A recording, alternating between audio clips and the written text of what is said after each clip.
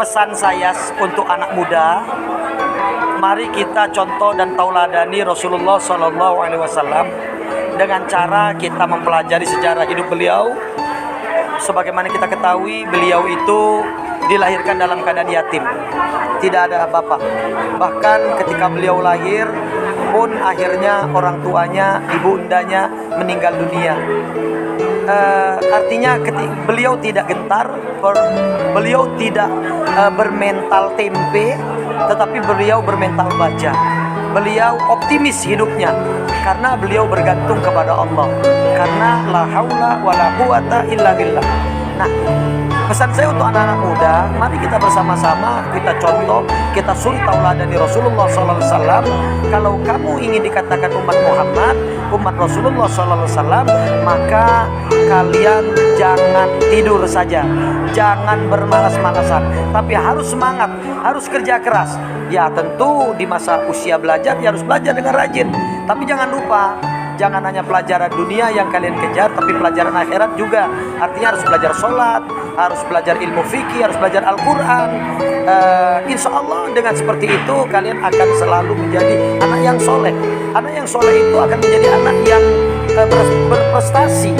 Karena anak yang soleh adalah anak yang dekat dengan Allah dan taat kepada orang tua, dan juga taat kepada guru-guru. Maka ridho Allah, ridho orang tua, dan ridho guru melekat di dalamnya. Dan inilah yang dicontohkan oleh Nabi Muhammad SAW. Beliau pun sopan, beliau pun sangat hormat dengan orang tua, dengan kakek, dengan pamannya, sampai-sampai Abu Jahal atau Abu Lahab saja yang memusuhi beliau, beliau tidak membenci atau dendam dan lain sebagainya, tapi justru beliau menghormati. Nah, inilah suri tauladan yang harus kita contoh, yang harus kita tauladani. Dan Rasulullah SAW itu giat bekerja. Dari kecil beliau mengembala kambing, kemudian remaja beliau mulai berdagang. Artinya hidup itu kreatif, gali potensi, raih prestasi. Potensi Rasulullah pada saat itu mungkin sebagai pengembala, maka beliau mengembala. Potensi berikutnya berdagang. Nah, jadilah pedagang yang jujur, makanya dipercaya walaupun awalnya tanpa modal, dan dinilai kepercayaan ini memiliki modal yang besar. Ketika memiliki modal yang besar, tetap jujur, tetap dagangnya baik, tetap dagangnya benar, yang jelek katakan jelek, yang bagus katakan bagus, dan seterusnya. Dan yang paling penting lagi, ulet semangat, pantang menyerah.